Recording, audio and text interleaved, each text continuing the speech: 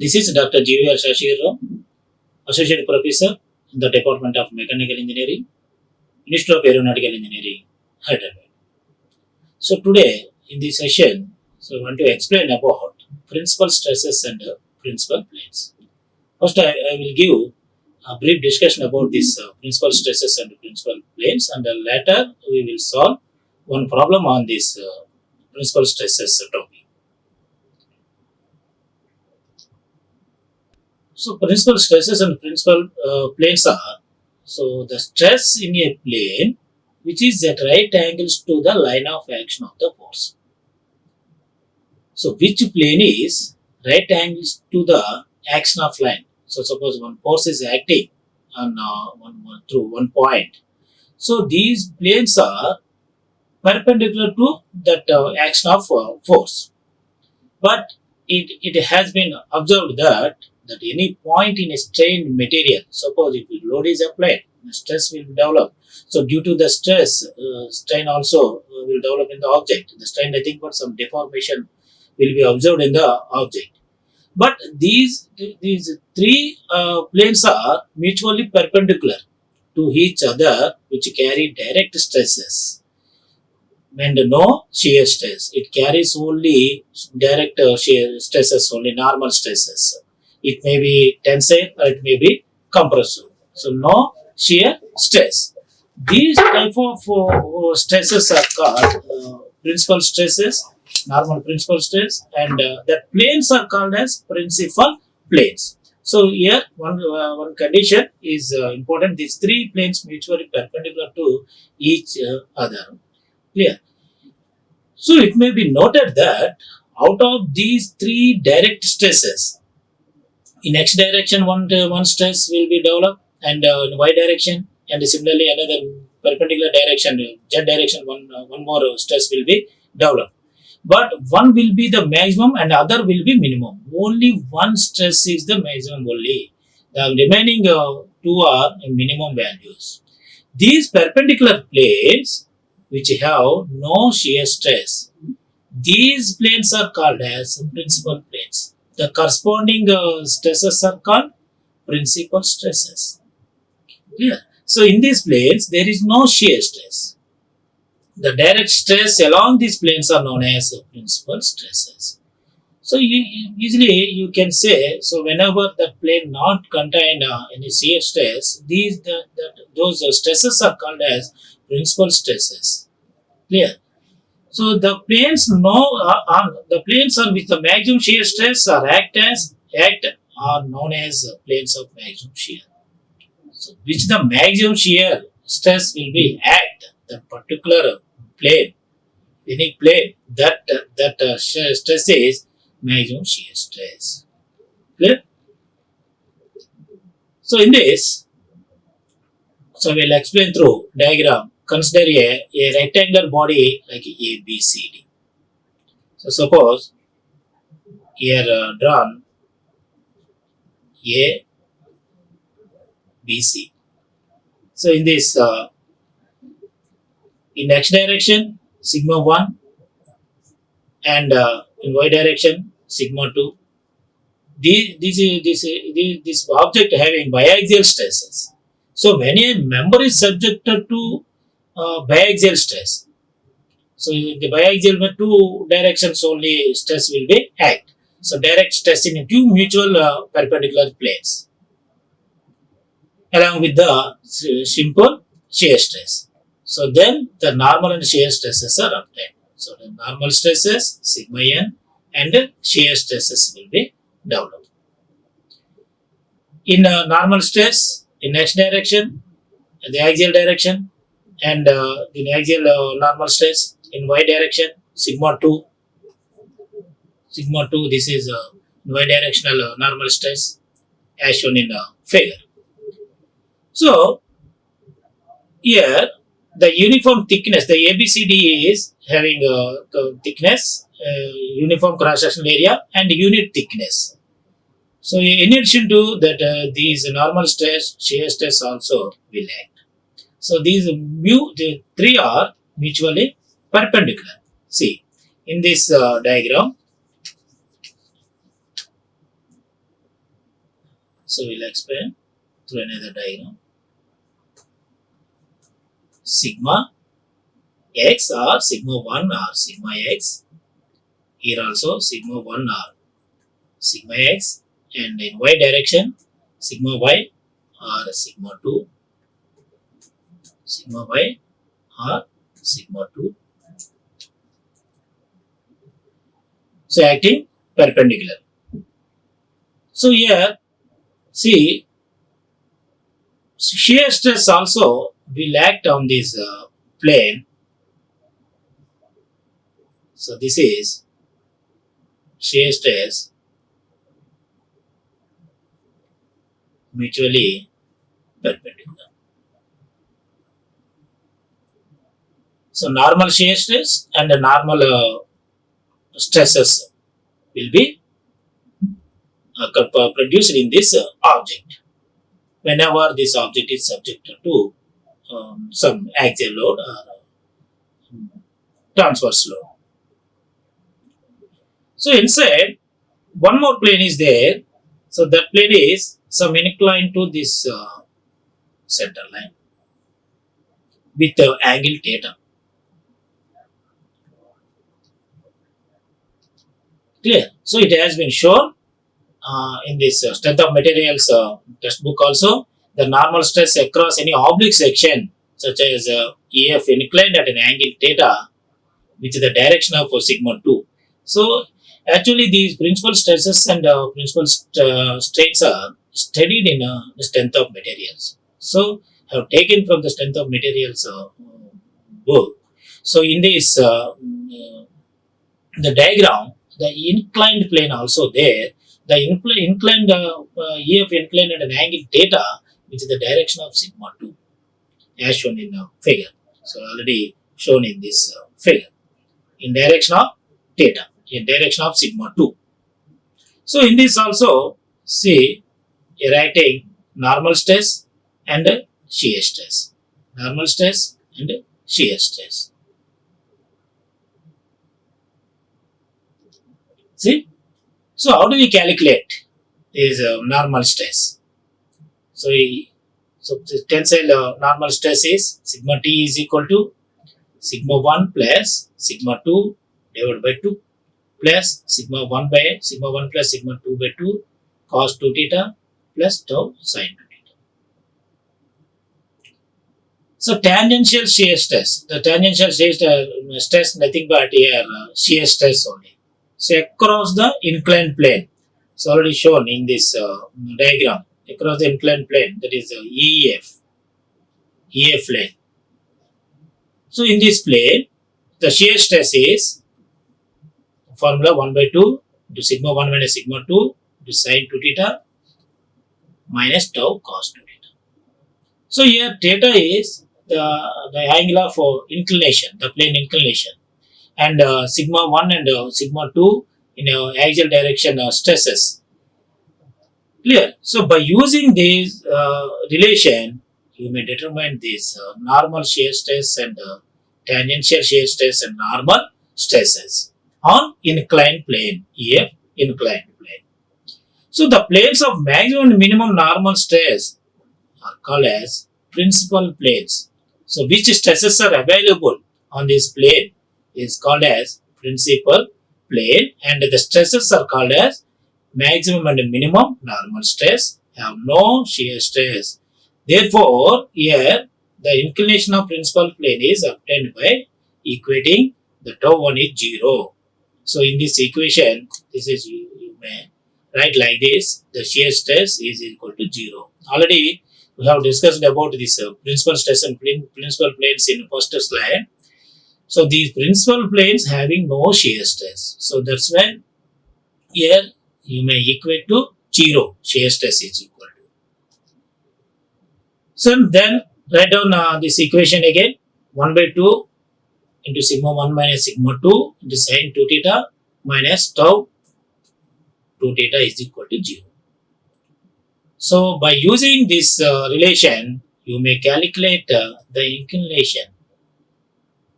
So the inclination of the plane, the principal plane. So tan 2 theta is equal to 2 tau by sigma 1 minus sigma 2. Okay? So here theta is the angle of inclination.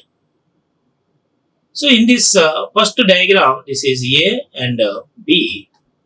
The direct stress in two mutually perpendicular planes by simple shear stress. In this B diagram, direct stress in one plane by a simple shear stress. Here, one plane showing here two mutually perpendicular planes. So direct stress here two mutually perpendicular planes. So direct stresses are here sigma 1 and sigma 2. And one more here stresses are normal stresses are sigma 1, sigma t tensile stress, and this one shear stresses. Tangential shear stress and tangential tensile stress. Normal stress or tensile stress. These two stresses are mutually perpendicular. So as shown in figure, here shown in two mutual direction, and in this B diagram, only the direct stress in one plane only, having simple shear stress, that is tau value, simple shear stress. So there are two principal planes at right angles to each other. Let theta 1, theta 2 be the inclinations of these planes with the normal cross section. Then you may write sin 2 theta is equal to plus or minus 2 tau for sigma 1 minus sigma 2 whole square plus 4 tau square. Clear? So here tan 2 theta is equal to 2 tau by sigma 1 minus sigma 2, and then here sin 2 theta plus or minus 2 tau by sigma square root of sigma 1 square minus sigma 2 square plus 4 tau square. So according to from this geometry, you may write like this sin 2 theta. After this step, the sin 2 theta 1. So why? Because here let t1, theta 1, theta 2 are assumed inclinations of these two planes. Clear? With the normal cross section, theta 1 and theta 2. So sin 2 theta. So in this diagram shown, an inclined plane, that is this geometry taken from the previous diagram, EF, and here 2 tau and sigma 1 minus sigma 2. So here you can calculate according to Pythagoras. So sigma plus or minus square root of sigma 1 minus sigma 2 whole square plus 2 tau whole square. So plus or minus square root of sigma 1 minus sigma 2 whole square plus 4 tau square. So hypotenuse is sigma 1 minus sigma 2 square plus 4 tau square, and opposite side is sigma 1 minus sigma 2, and the opposite side is 2 tau, and adjacent side is sigma 1 minus sigma 2. So now you may write say sin 2 theta 1 2 tau by square root of sigma 1 minus sigma 2 square plus 4 tau square. So this is for one plane, and another one is sin 2 theta 2 2 tau by sigma 1 minus sigma 2 whole square plus 4 tau square. Similarly, write other equations cos 2 theta and cos 2 theta 1 and cos 2 theta 2. Cos 2 theta is here adjacent side upon hypotenuse here given sigma 1 minus sigma 2 whole square plus 2 tau square. So now you may determine maximum and minimum principal stresses. So substituting the values of sin 2 theta and cos 2 theta values in equation 1. So what is that equation? So already have written in this previous step. Sigma t is equal to sigma 1 plus sigma 2 by 2 plus sigma 1 plus sigma 2 upon 2 cos 2 theta tau sin theta. So similarly here, so obtain the equation after substitution of sin 2 theta and cos 2 theta, the maximum principal stress is sigma T1 is equal to sigma 1 plus sigma 2 by 2 plus square root of sigma 1 minus sigma 2 whole square plus 4. And minimum principal stress. So there are two principal normal stresses plus or minus. One is maximum and another one is minimum. So the minimum principal stress also may be obtained. So after substituting the values sin 2 theta and cos 2 theta, so then sigma 1 plus or minus, so sigma 1 plus sigma 2 by 2 minus of sigma 1 minus sigma 2 whole square plus 4 square. So that you may write like this: sigma T1 to the minimum or maximum normal stresses are sigma 1 plus sigma 2 by 2 plus or minus of sigma 1 minus sigma 2 whole square plus 4 square. So once again I will write clearly: sigma T12 is equal to sigma 1 plus sigma 2 by 2 plus or minus of sigma 1 minus sigma 2 whole square plus 4 square. So here the planes of maximum shear stress are at right angles to each other and are inclined at 45 degrees to the principal plane. So that the maximum shear stress is given by the half of the algebraic difference between these principal stresses. So here the sigma max, tau max is equal to the difference between these two principal stresses, sigma T1 and sigma T2 upon by 2. So you will get 1 by 2 square root of sigma 1 square minus sigma 2 whole square plus 4 square. So maximum stresses are obtained. Maximum principal stress and minimum principal stress, or maximum normal stress or minimum normal stress. And similarly, shear stress. The shear stress also obtained. Now, what are the applications of these principal stresses in design of machine members? So why should we learn these principal stresses and principal strains? So here, when a machine members are subjected to combined stresses, so combined stresses means sometimes the object is subjected to torsional stress and also tensile stresses and bending stresses. Clear? So these stresses are called combined stresses. So simultaneously action of these either tensile or compressive combined with the shear stress. So one time it may be tensile stress will act the combination with the shear stress. Or one time the compressive stress will act along with the shear stress. These stresses are called as combined stresses. When an object is subjected to these type of combined stresses, these principal stresses are very useful for calculating or designing the component. So you can't calculate by using one empirical formulas. So what are the standard elementary equations? Stress is equal to sigma T, tensile stress is equal to tensile load by area. Shear stress is equal to shear load by area. Clear? So like this you can calculate. But these elementary equations are for constant load only, not for variable, not for combined stresses. Clear? So example here many shafts such as propeller shaft and C-frames, so etc. These are direct tensile and compressive stresses due to the external force and shear stress due to the torsion, which acts normal to direct tensile or compressive stress. So one more example, our ceiling fan rod. So ceiling fan.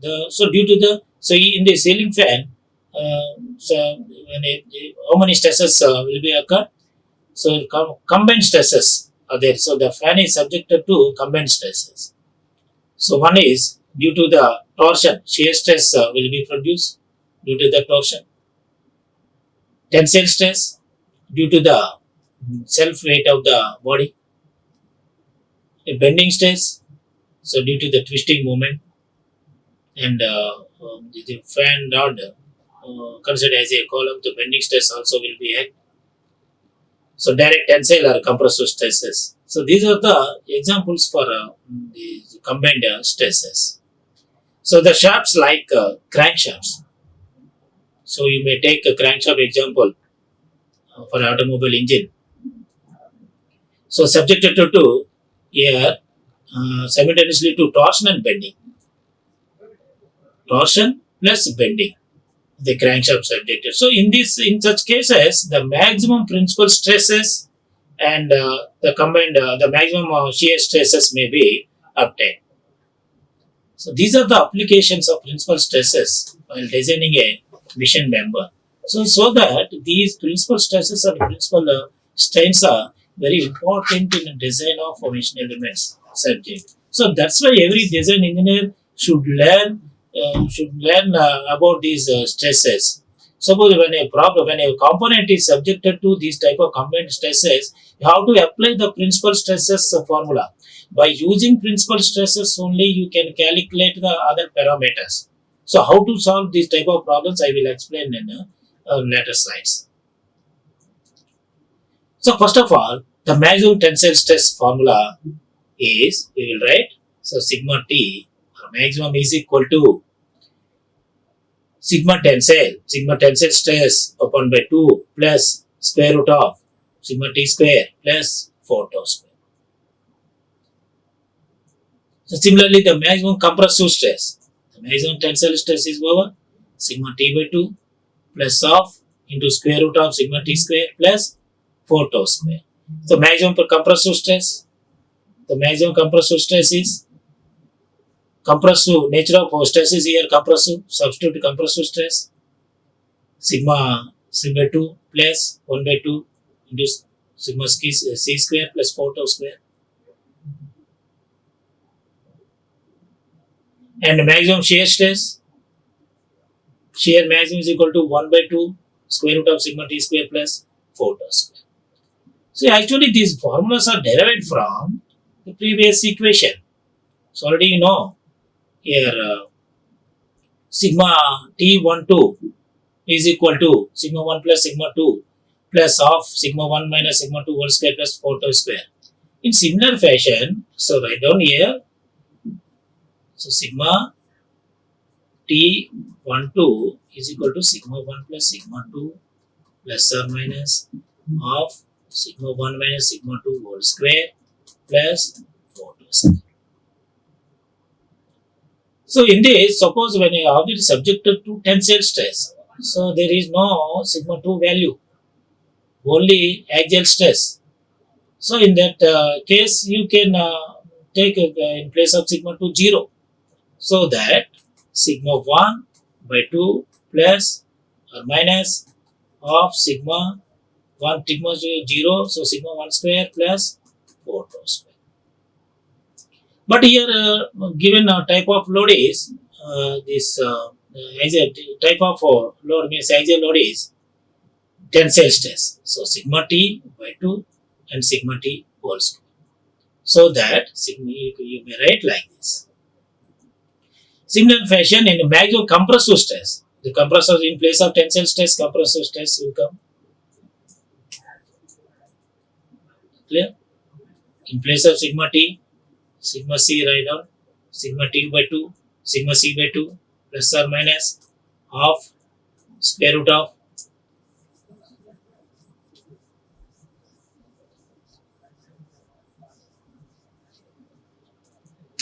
here compressive stress, so that sigma c max is equal to, substitute in place of sigma 1 sigma c plus or minus of sigma c whole square minus 4 tau square. So plus 4 tau square. Clear? So that the maximum shear stress also. The shear stress, so what is the 1 sigma 1 minus sigma 2 whole square plus 4 tau square. So in this sigma 2 is 0. So you may determine the tensile stress, compressive stress and shear stress by using these empirical relations. Yeah. Now I will explain one problem. A hollow shaft of 40 mm outer diameter, the given type of shaft is hollow shaft, and 25 mm inner diameter is subjected to a twisting moment of 120 Newton meter. Simultaneously, it is subjected to an axial thrust of 10 kilonewtons and a bending moment of 18 Newton meter. So calculate the maximum compressive and shear stress. So this problem purely based on principal stresses. So that here the combined stresses are acting. So when it's subjected to twisting moment, so torque 120 Newton meter given, and also axial thrust 10 kilonewtons, that is the axial load, and bending moment 80 Newton meter. So now calculate maximum compressive and maximum shear stress by using these principal stresses condition. So first of all, write down the given data. The outer diameter 40 mm D naught, inner diameter 25 mm. So T is 120 Newton meter converted to Newton mm, and P 10 kilonewtons. So that is axial thrust converted into newtons, 10 into 10 cube newtons. The bending moment 80 Newton meter, so 80 into 10 cube Newton. So you know that the cross sectional area of the shaft. So normally for solid shaft cross sectional area is 5 by 4 into d square.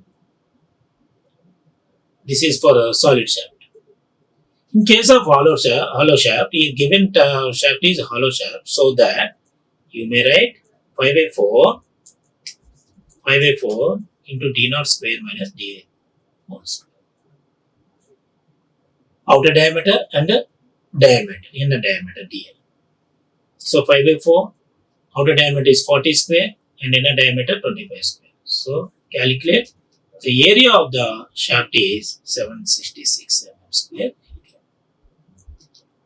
After that, calculate direct compressive stress. So due to the axial thrust, the axial load is given, telling you 10 kilonewtons. So that calculate compressive stress, axial load upon area 5 by 4 into d square. So already calculated in the previous step.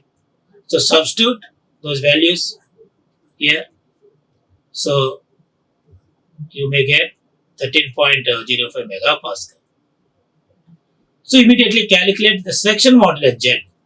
So Z is 5 by 32 into d naught to the power of 4 minus di to the power of 4 by d naught. So here the condition is here the hollow shaft. So for a solid shaft, Z is equal to 5 by 32 d to the power of 4.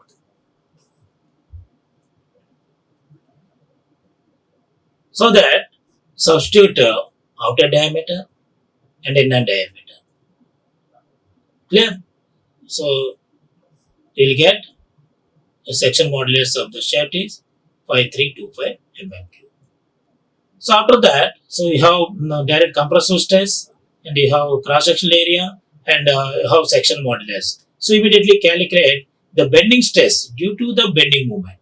So due to the bending moment, the bending stress is sigma b is equal to m by z. So you may write in place of z I by y also. I is moment of inertia and this is the cross-sectional distance from its neutral axis. But here z value already calculated, so directly substitute the z value in this bending stress equation. This bending stress equation obtained from the bending equation. So the bending equation m by I is equal to f by y is equal to e by r. So in the case of F or here sigma, bending stress. So that the obtained value is for 15.02 megapascal compressive nature. So why? Because here direct compressive stress given the axial thrust. And now calculate the resultant compressive stress. So one is from bending stress, another one is direct compressive. Resultant compressive stress here, one is from the direct, another from is due to the bending moment. The bending stress will be induced in the shaft. So that how to add these two compressive stress and this bending stress and direct compressive stresses. So we may obtain the value 28.07 Newton per mm. So you may write in terms of megapascal 28.07 megapascal. So after calculation of these values, so we know that the twisting moment of the shaft for hollow shaft, for solid shaft, already know pi by 16 tau into dq. Similarly, for hollow shaft, T is equal to 5 by 16 tau d naught to the power of 4 and di to the power of 4 by d naught. Now substitute outer diameter values and inner diameter value. Clear? So in this case, we don't know the shear stress. Not given in the problem. So unknown is here shear stress. So calculate shear stress. So obtained shear stress is 11.27 megapascal. Next, calculate the maximum compressive stress. The compressive stress, maximum compressive stress is equal to, so formula already studied, sigma c by 2 plus 1 by 2 sigma c square plus 4 tau square. Here, tau is the shear stress value. So maximum shear stress value already we have calculated in the previous step. And sigma c compressive stress. This value also we have calculated. The resultant compressive stress 28.07. Substitute in this equation. So you may get this maximum compressive stress. So the maximum compressive stress is 32.035 megapascal.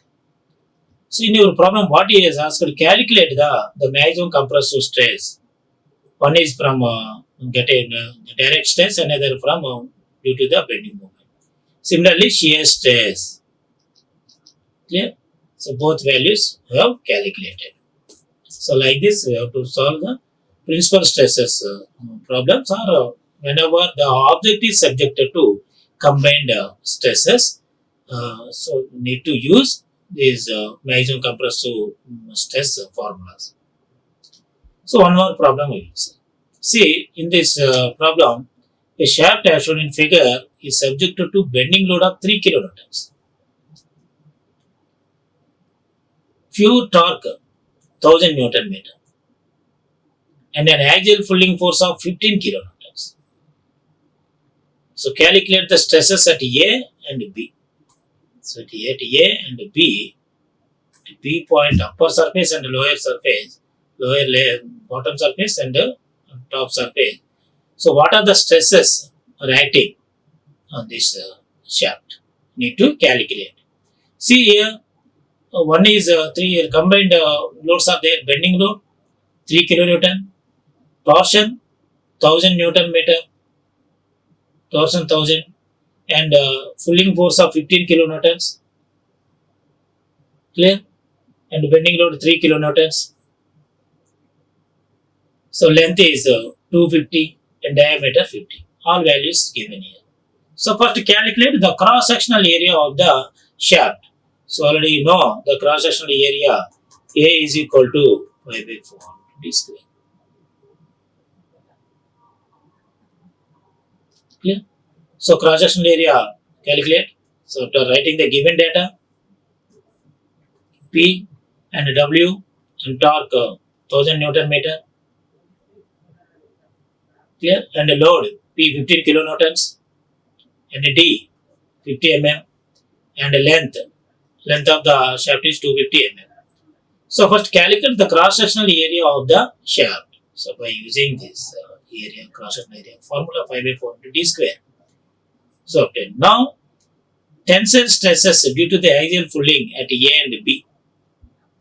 What are the tensile stresses? Tensile load upon area. So load for area sigma naught is equal to load upon area 5 by 4 d square already calculated. So P 15 kilonewtons. So substitute and calculate. So you will get 7.64 Newton per mm square, then convert into megapascal. Here 1 Newton per mm square is equal to 1 megapascal. Clear? So why? Because 1 megapascal is equal to 1 into 10 to the power of 6 Newton per meter square. Again this Newton per meter square convert into mm. So 10 to the power of 6, 10 to the power of 6 Newton per mm square. So 10 to the power of 6 and 10 to the power of 6 get cancelled. So you will get 1 Newton per mm square. So this is nothing but 1 Newton per mm square is equal to 1 megapascal. Remember this unit conversion. So now after calculation of the area, the bending moment at points A and B. So what are the bending moments at A and B? The bending moment at A and B, W into L. See, this one is this object considered as a cantilever beam, because one end is fixed, another end is loaded. So that for a cantilever beam, so the bending moment is W into L. So bending moment at points A and B, W into length. So here load is 3 kilonewtons and the distance is 250 mm. So finally you may obtain this value 750 into 10 cube Newton meter. After that, section modulus for the shaft. So why should calculate that section modulus? For calculating the bending stress. So bending stress is equal to m by I by y. So in place of I by y, you may write Z, section modulus. So I is moment of inertia and y is the distance of its from its neutral axis, the cross section. So Z is equal to pi by 32 into dq. So substitute d value already available in the problem. Given the shaft diameter is 50 and bending stress at a point A and B, m by Z. So the bending moment calculated at A and B, same bending moment. So distance is same and the load also at its free end 3 kilonewtons. So that after calculation here 61.1 megapascal. So this bending stress is tensile at point A and compressive at point B.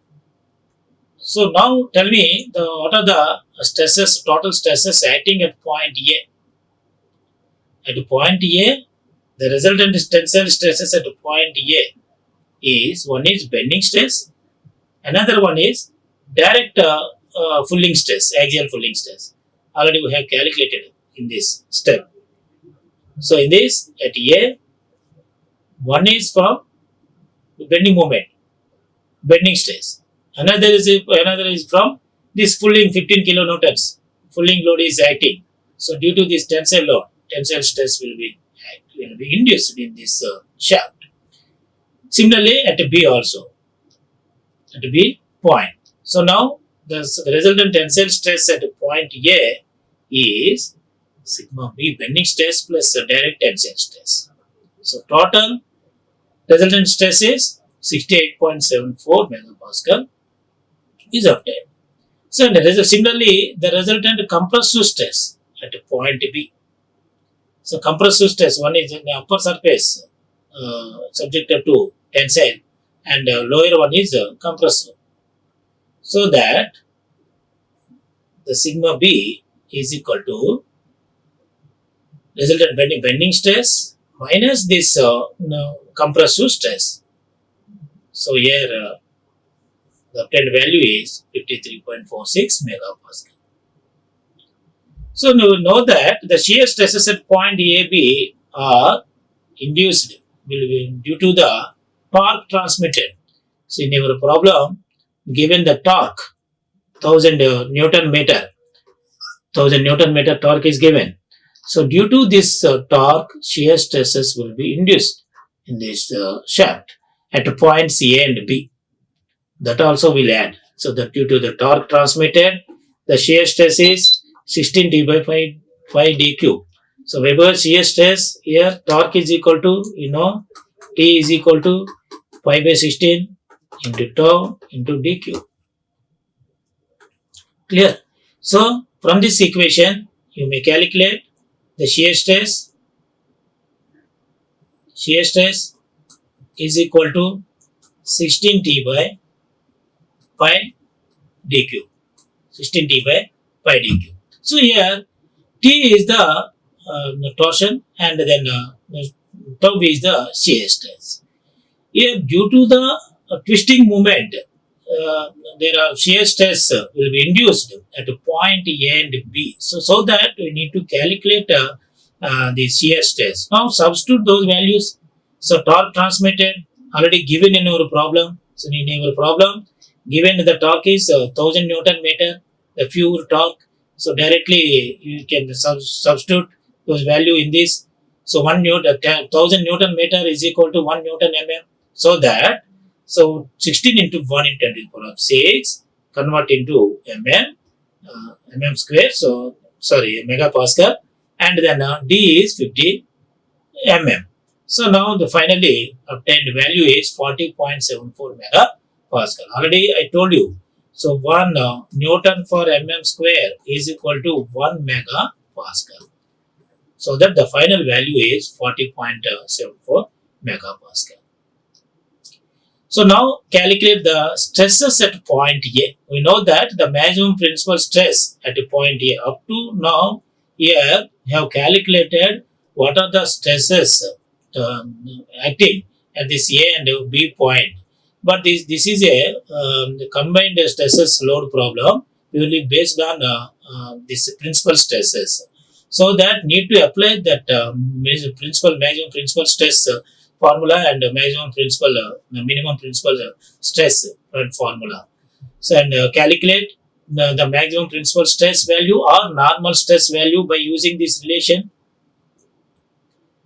So already we have discussed about this relation. So point here, this is the sigma 1 by 2 plus 1 by 2 sigma 1 square plus 4 tau square.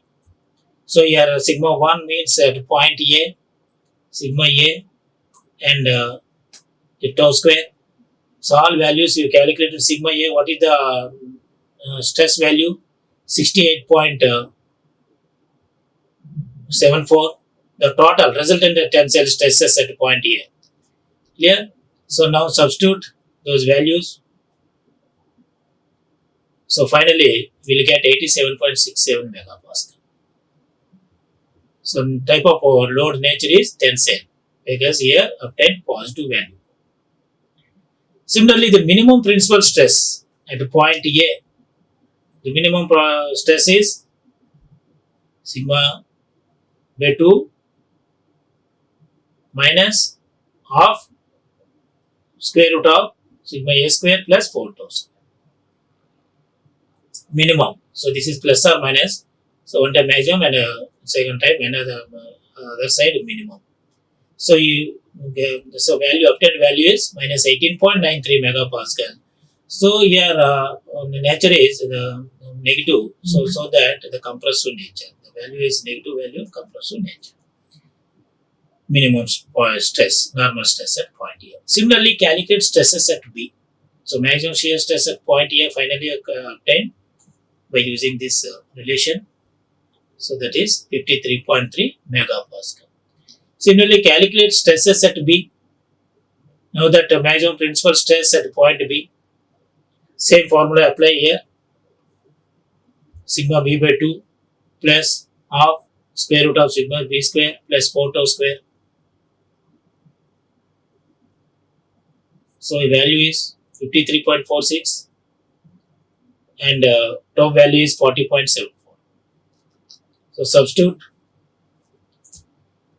So here we'll get 75.46 megapascal.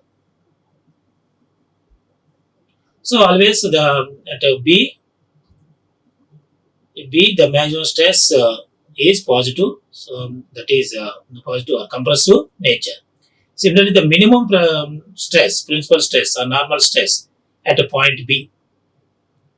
So use this relation and then you will get 22 megapascal. So minimum stress is sigma minimum is equal to sigma tensile stress at B by 2 minus of sigma B square plus 4 tau square. So finally, calculate the maximum shear stress at a point B. The maximum shear stress, of tau max is equal to half sigma t square plus 4 tau square. So this is the shear stress formula, maximum shear stress formula at point B. Clear? So like this, how to solve whenever the object is subjected to combined stresses and need to use this maximum principal stress relations. Okay. So these are the references I have taken. Thank you. Like, share and subscribe. Hit the bell icon for more updates.